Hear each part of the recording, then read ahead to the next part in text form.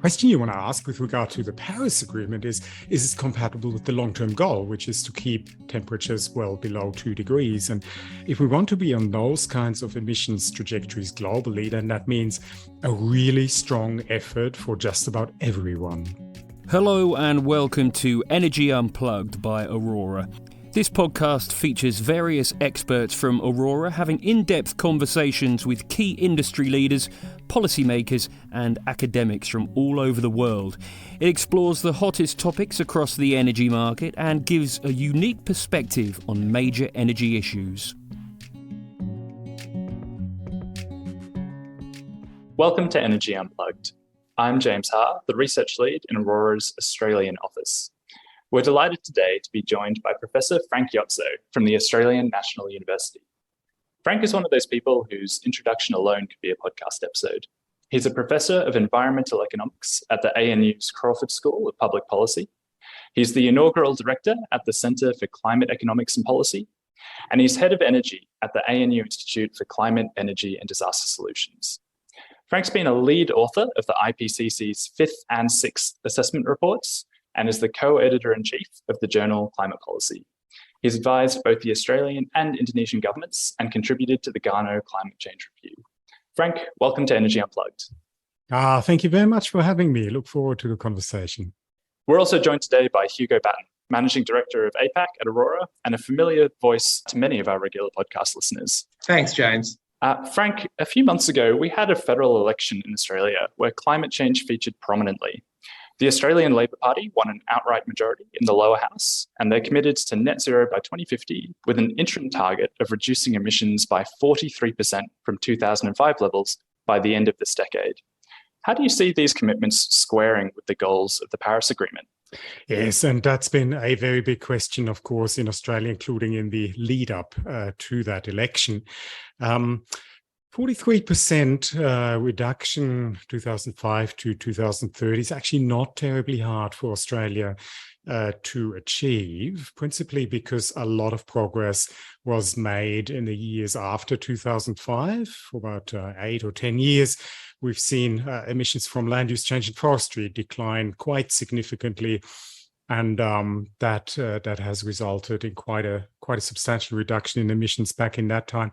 And then, of course, there's been a decade of very little climate change action, which now leaves us with a tremendous amount of low-hanging fruit in terms of emissions reductions that can be achieved. Another way of looking at it is, of course, in international comparison. We've got emission reduction targets around 50% in the US, which arguably any percentage reduction is a tad more difficult to achieve in the US than in Australia, I would say. And we've got more ambitious on the numbers emission reductions in some of the European countries. And overall, question you want to ask with regard to the Paris Agreement is it compatible with the long-term goal, which is to keep temperatures well below 2 degrees? And if we want to be on those kinds of emissions trajectories globally, then that means a really strong effort for just about everyone, right? And so just measured by that yardstick, 43% is not enough. All of that said, 43% is, of course, a really big increase in terms of ambition relative to the 26 to 28% of the previous government's target.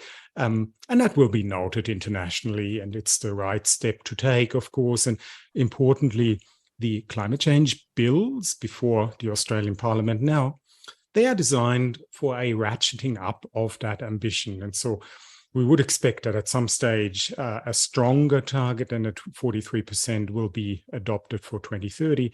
And most importantly, you would expect a significantly stronger target for 2035, which is really the next cab off the rank. Hugo, I'll throw over to you for the next question. Yeah, I suppose just to start to get into the detail of the policy approaches, and a lot of this for me has been triggered around discussions of the Inflation Reduction Act in the US, which has obviously been in the headlines. I think Australia remains the only jurisdiction to have had a carbon price and then got rid of it relatively shortly afterwards. Carbon pricing is obviously still present in a lot of the EU, California, and a pile of other markets. But even those markets, we are seeing, I think, more of a shift to direct industrial policy to stimulate green industries. What's your take on this? Is carbon pricing dead? Is industrial policy the new way to do this? How's this going to play out over the next 20 or 30 years, do you think? And what's the sense inside academia on these topics? Yeah, Hugo, big, important questions. I, for one, certainly do not think that carbon pricing is dead. Carbon pricing is kind of part of the fabric of the policy landscape in many countries by now. And it's such a compelling and overwhelming case for it, just simply from a technocratic perspective of getting that incentive to reduce emissions through every nook and cranny of the economy, especially in industry and energy, where investments are really very price sensitive. And also, it's a revenue generating tool in the large majority of carbon pricing schemes that are in operation. And, by and large, it's a more efficient revenue raising tax or tool than many other fiscal policy instruments. And so, what economics has been saying for a few decades in terms of the advantages of carbon pricing, they're actually borne out in practice. And so the case remains very strong. It's, of course, also true that carbon pricing is politically very difficult in many circumstances, in many jurisdictions, in particular in the US, has been particularly difficult in Australia as well, and of course in many other countries as well. It's something that, those lobbies that are against effective carbon policy tend to find it quite easy to rally around. The experience in Australia, as I would describe it, is one that it's quite difficult to communicate publicly how carbon pricing actually has an effect. And so it's quite easy to portray it as something that is only negative, right? Levies a tax, makes things more expensive and has no direct visible effect. Whereas subsidy approaches, of course, you can point very concretely to the kinds of things that you've subsidized and that you've advantaged that way. Whereas the effect in terms of raising the revenue for that is kind of smeared across the economy, and so the political appeal is clear. Look, I think the recent US experience illustrates that point really well, right? Oftentimes the only way through a really difficult political situation on this is to spend taxpayers' dollars on good things, and it'll be effective, right? It won't be effective across the board. It'll miss out on many opportunities to cut emissions that could be harvested through a pricing approach in parallel, right? In terms of Australia, I remain optimistic that medium to longer term, we will see a carbon price and emissions price through much of the economy. And in fact, in this present parliament, under this present federal government, the intent is to make the so-called safeguard mechanism in industry effective. And if and when that happens, that will turn into a carbon price signal for large industrial emitters. Once we have that, it'll be logical to expand that to other parts of the economy, electricity in particular, because it would be nonsensical not to do so. And I think Professor Tim Nelson and others have suggested the fungibility between LGCs, which are an electricity certificate, and ACCUs would create that link between the industrial and electricity carbon market. So that seems to be a sensible way to go about that. Just as we get to what the current government is likely to do. So, it seems like the current priorities are, one, building more transmission. So this rewiring the nation, accelerating transmission build out, because Australia has a long, thin, fragile grid where it's often difficult to integrate renewables at the volumes we need to kind of build ahead of coal closures. So one is more transmission. Two, an industrial sector cap and trade system, which we just discussed. Three, some subsidies for electric vehicles. And we've also heard discussion of some potential vehicle emission standards, which I think would be a breakthrough in Australia, but obviously old news to our European listeners. And then there is discussion of extending these green certificates in the electricity system. Broadly, would you say those were the levers you'd pull if you kind of running ALP emissions policy at the moment? What do you think are the 3 or 4 highest priorities that are needed to get us on track, if there are any over and above those? Oh, Hugo, I wouldn't want to imagine myself in a political role like that, because of course the constraints and mix of objectives is a much more complex one than I guess we're familiar with as analysts and researchers, right? Absolutely. But look, I mean, what would you do realistically and kind of with some ambition? Look, I mean, the policy package before us is what the Labour Party considered as realistic for implementation, and also a realistic chance for getting elected in the first place, right? And so it is cautious, it is not terribly ambitious, and it has a lot of gaps. Now, we're beginning to see some of these gaps being closed, for example, in transport, or especially in transport, where it looks like there will be a vehicle emission standard after all, even though that was not announced in the pre-election package. That is an eminently sensible thing, also in order to get a greater supply of electric cars and lower emissions conventional cars into the country. The main thing that's missing is an emissions reduction policy as such in the electricity sector. Everything starts and pivots around the electricity sector. This is still a very large emitting source in Australia. It's the one source where we've seen really sustained significant reductions in recent years.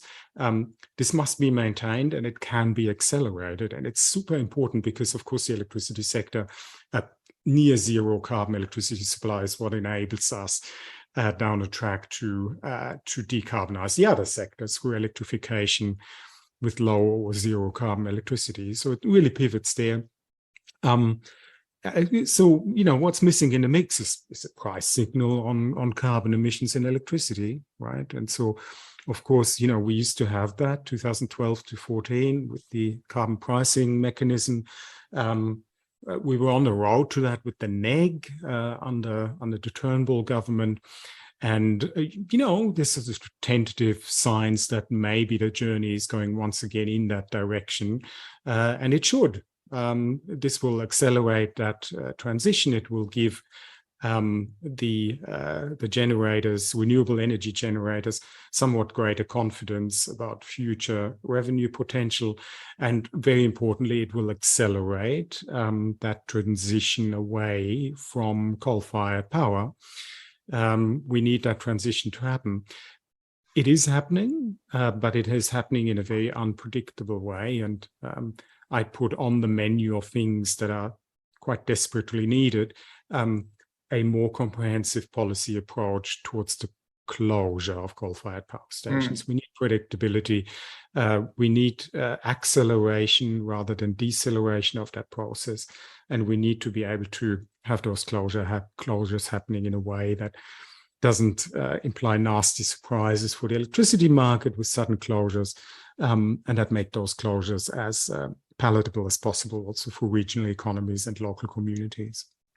Yeah, I mean, to bring together two themes there, what struck me, I think, about the IRA is the emphasis on clean, green jobs in the US, and your tax credits ratchet up if you can prove that you're using domestically sourced labor and materials. And, you know, I think that is a feature of the New South Wales roadmap to some degree. There's discussion around that.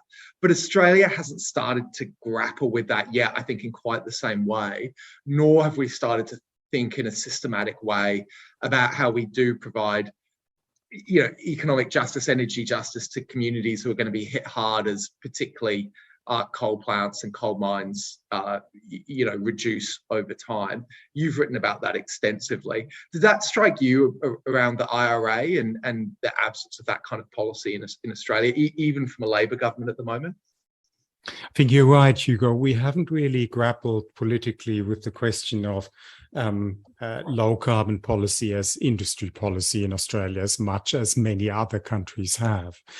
And in many ways, it's more difficult in Australia, right? Because we don't imagine that we have such a realistic prospect of nurturing a competitive advantage in new manufacturing industries, right? And I mean, when you look back historically, you know, what has driven Western European climate policies to a very significant extent, the ambition to establish solar, wind, you know, offshore wind, electricity systems technology, et cetera, and now, you know, with the US federal policy package, that's very squarely right there. That's in fact, you know, the objective as stated is to strengthen those future industries. China, same story, right? I mean, China's low carbon policy can be very largely interpreted as both energy security policy and industry policy with low carbon benefits thrown in.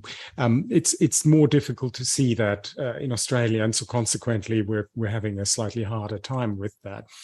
The big potential game changer for Australia there is renewable energy-based exports. So hydrogen, ammonia, synthetic fuels, possibly minerals and metals processed using renewable energy rather than fossil fuels. And so in a world economy that goes towards net zero, really, in coming decades, there will be markets for zero carbon fuels, carbon neutral fuels, and there will be markets for energy intensive products made using zero carbon energy. And Australia has a tremendous comparative advantage in that. And so I think we will see more action along those lines than we'll see in the traditional sort of manufacturing kit for clean energy. Yeah, absolutely. It's a great point, Frank, and it's something that we've heard quite a bit about from a few different organisations in Australia that have been researching this topic. For example, Beyond Zero Emissions and Grattan Institute have looked at this idea of green energy exports. And it seems very likely that in a low carbon future, there'll be substantial growth in demand for electricity in Australia. But one of the things that's really occupied a lot of political time at the moment in the electricity sector is a lot of debate around a capacity mechanism and around ensuring security of supply as the system decarbonizes. You made some great points before about the need to have certainty, or at least, you know, reduce the amount of current uncertainty about when coal will be exiting the system. How do you think a capacity mechanism plays into that? And do you think that it's the right topic for Australia to be focused on right now? Oh, look, I think what's clear is that there will need to be an extent of market reform in the national electricity market. This particular framework, and you know, these are artificial markets, really. They're very heavily determined by the rules that are set for them.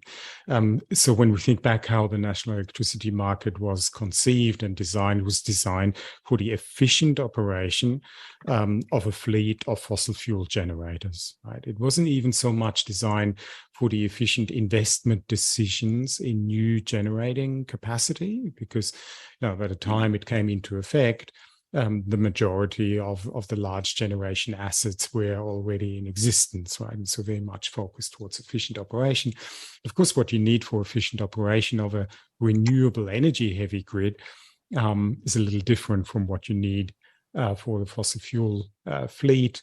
And there's all of these concerns as to whether existing market settings can really create the necessary confidence by investors to really provide the kind of generating capacity that we know will be needed, right? And so I think the case for market reform is quite clear.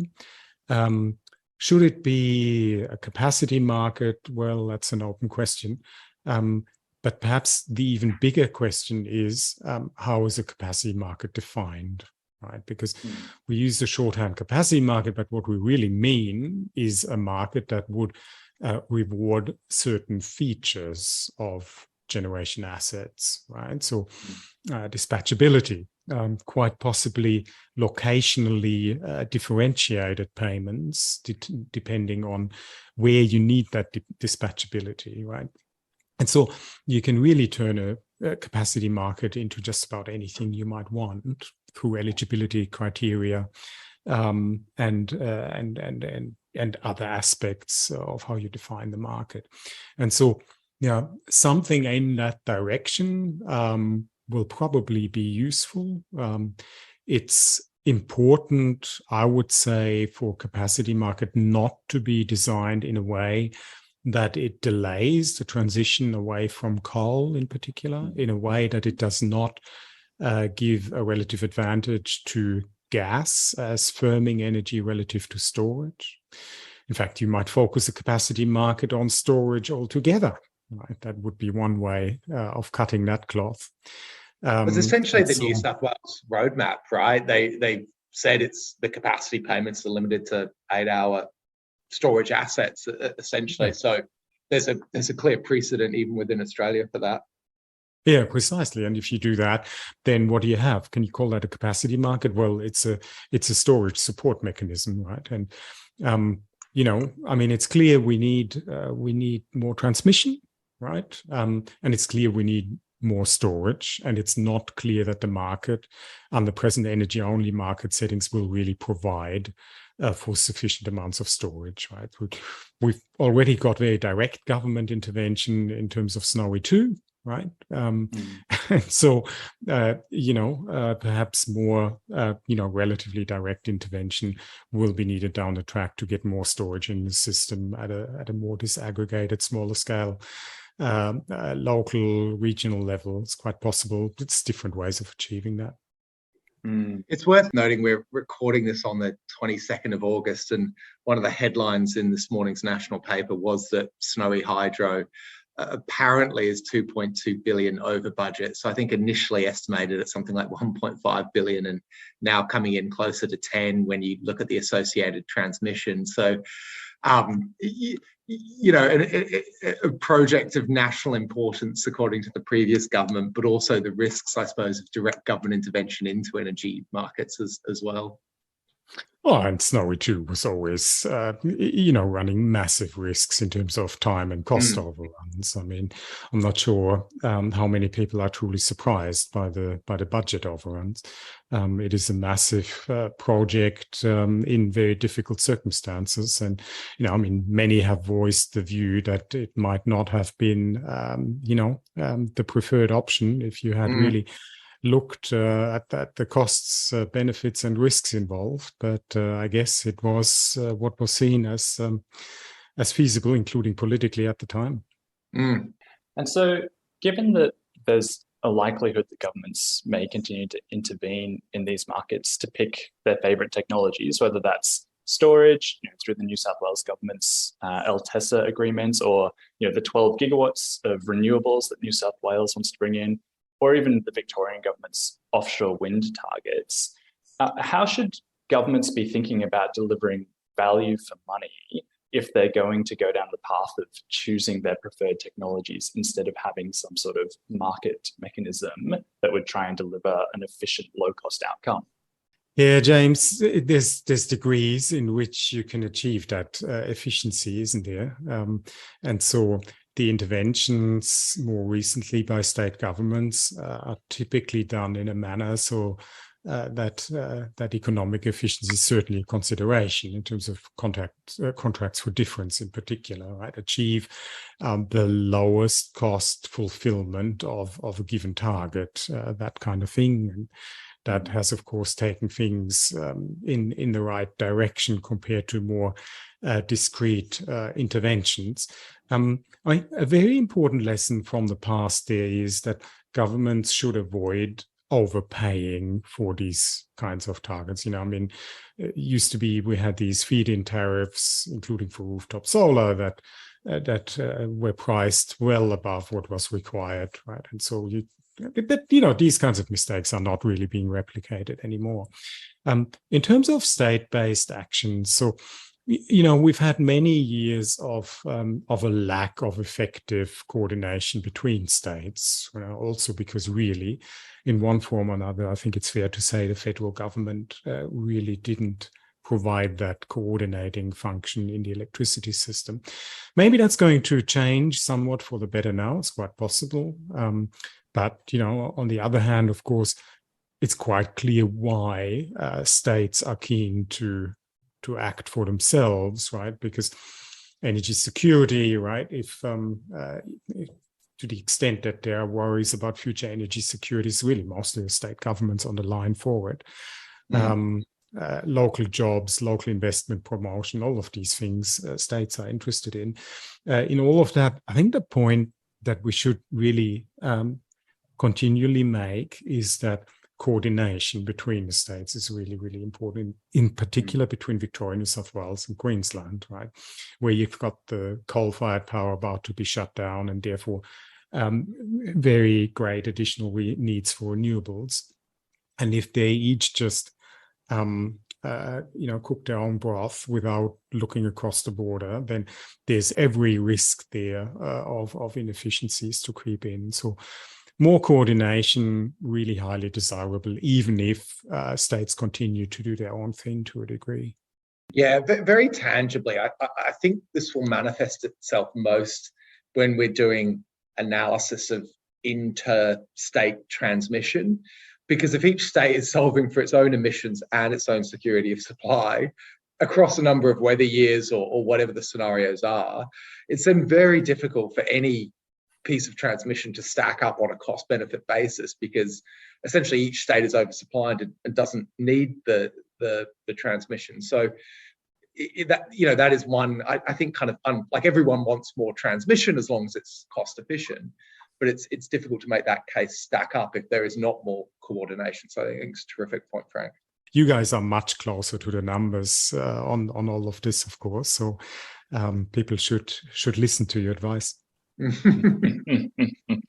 To pick up on the point you made, Frank, about a lack of federal government coordination and states stepping in to fill the policy vacuum. I mean, by contrast, it was actually recently announced that Treasury, the federal Treasury, would again try to model the economic impact of a warming climate on Australia in order to sort of calculate the costs of a global inaction on climate change and how that would affect the Australian economy. And this is the sort of thing that Treasury hasn't done in roughly a decade.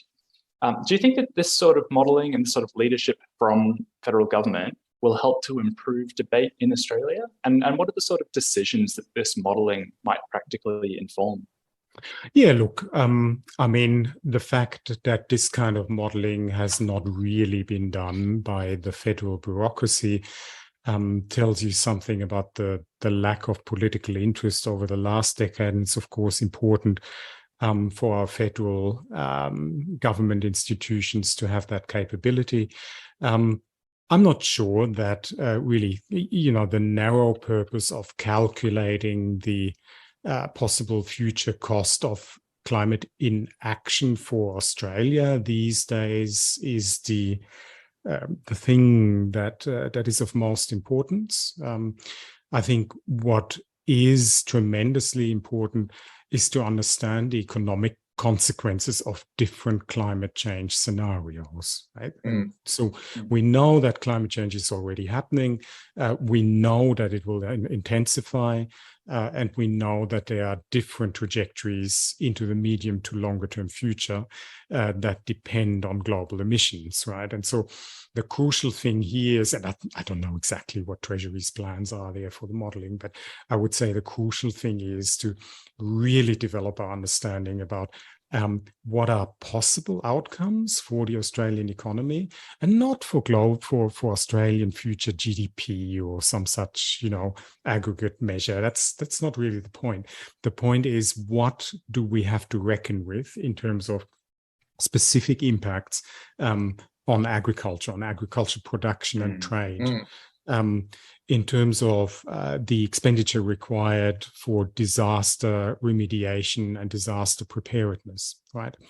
Bushfires, right? Potential risk for water supply in urban areas, and this kind of thing, right? And the economic ramifications thereof. And then very importantly, right, for that analysis, to link that in with adaptation options, right? So what can we do as a community? What can governments do? What can business do to prepare for climate change impacts and to respond to climate change impacts? And there's an economic modeling question in that as well. So, how can we go about our response to climate change that in expectation terms minimizes the overall cost by taking the best possible adaptation options. So that's really important. And in all of that, just to make the really obvious point, all of this is probabilistic, right? So any analysis that comes out and says, climate impacts in the year 2050 will be such and such, right, kind of misses the point, because what we really need is some sort of idea about the probability density functions of possible impacts, risks, so that policymakers and businesses can make up their minds as to how to prepare for those risks and how to go about them. It's a great point. And do you see this happening across the world in other jurisdictions? Are there other governments that are using this sort of, but taking a probabilistic view of the impacts of climate change and using that to credibly inform the sort of adaptation measures that should be invested in today?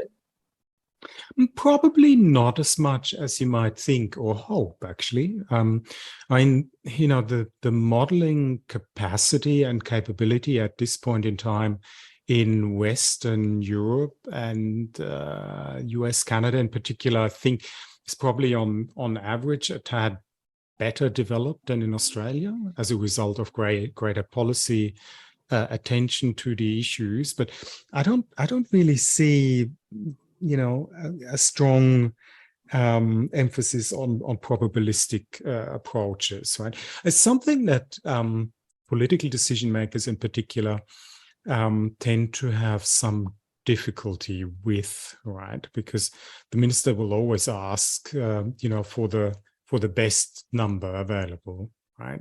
So the most likely mean estimate or something like that. So there'll be a disproportionate emphasis on that single number, really. And maybe this is an area where economic policy making or general policy making, for want of a better term, could learn something from the security and, in fact, military aspect of policymaking, where they're much more used to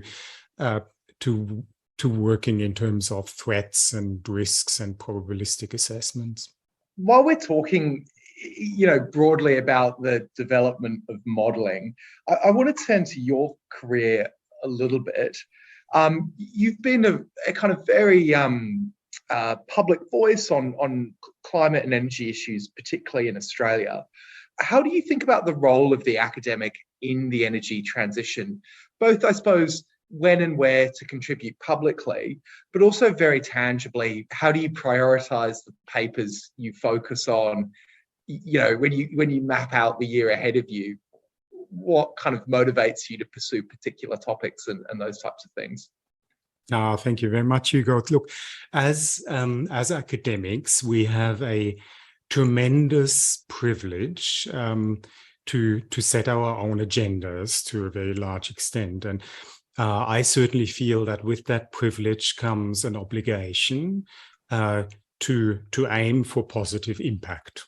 Okay, so that's sort of fundamentally how I feel about the mission and the opportunity there. And so, what is that impact, and in what sphere does one make an impact? Well, that depends on each person's individual opportunity, of course, and also inclination, right? And we each might make an impact by, influencing the people around us in our private lives, right? We might make an impact very publicly through the media or public processes. We might make an impact in the background, backstage, by informing and advising the key players. And so there's many different ways for impact. And of course, the very most traditional way of academic impact is, of course, to advance thinking, to look over the horizon, and investigate the kinds of things that have some chance of perhaps becoming within reach of the mainstream at some point, right? And so, to my mind, in terms of the academic sphere, the biggest credit belongs to those academics who do the deep thinking and who really make progress on the kinds of things, both in science, technology, as well as in social science, economics, and so forth, who work on those over the horizon things that might make a difference, but a really, really big difference in decades to come, right? In terms of my own work, look, these days I prioritize the things that are likely to make an impact over the medium term. Right. So we search out, and this is very much a team exercise these days. We search out the kinds of topics where we see something emerging that isn't too well understood yet, right? And we strive to make a difference to understanding, public understanding, that can help drive things forward in a concrete way. Every so often we spot an opportunity where we might be able to make a difference in a very applied, concrete way, right? We do have the freedom to lob ideas into the marketplace that are perhaps a little uncomfortable sometimes, right? And that's of course part of that privilege, not to have to worry about specific interests or clients or investment portfolios or anything like that might be, let alone the politics, of course, right? We're free of those kinds of considerations and can thereby occasionally say things that not too many other players are free to say. It can be quite a joy being able to do that, in particular on the odd occasion where that has a positive impact. No, I think Australia is kind of blessed with a number of very serious but also very articulate energy and climate academics. Yourself, Ross Garnaut, Paul Simshauser, Tim Nelson, Bruce Mountain. There are really a load of them, and they pop up in the media all the time. So I think Australia is almost unusual in that regard from the markets I've operated in, and as you say, are often willing to say things that are difficult for people involved in the day-to-day cut and thrust of energy markets to say. On that note, maybe one final question, because conscious of time and you're extremely busy, who do you read or listen to in the energy space that you think is always good, thought-provoking, relevant to your work, and you just enjoy hearing from? Look, I read and listen really quite broadly, so it's not altogether easy to point out one single thing, but I'll point you to one thing, you collectively, the listeners, and that's actually Rob Stavens at Harvard University, his podcast Environmental Insights. Really in-depth interviews with really interesting people who've made a difference in the broad field of climate change in one way or another.